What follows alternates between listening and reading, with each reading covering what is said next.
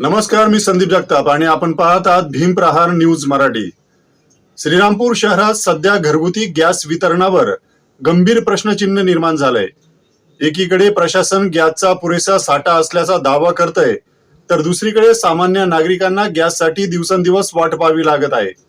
आणि धक्कादायक म्हणजे शहरातील अनेक हॉटेल्स आणि रेस्टॉरंटमध्ये घरगुती गॅसचा सर्रास वापर होत असल्याचं समोर येत आहे।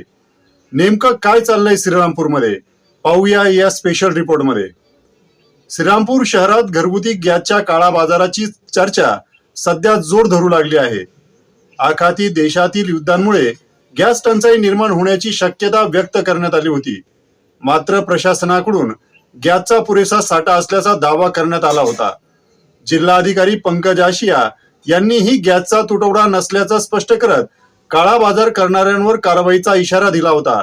मात्र प्रत्यक्षात परिस्थिती वेगळीच असल्याचं दिसून येत आहे। ग्राहकांनी गॅस सिलेंडर बुकिंग केल्यानंतर OTP मिळूनही 4 ते 5 दिवसांनी सिलेंडर दिला जात आहे। नियमानुसार 2 दिवसात डिलिव्हरी होणं बंधनकारक असताना विलंब का होतोय?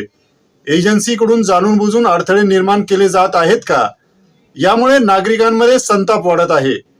दरम्यान शहरातील अनेक हॉटेल्स आणि रेस्टॉरंटमध्ये घरगुती गॅस सिलेंडरचा सर्रास वापर होत असल्याचे चित्र दिसून येत आहे।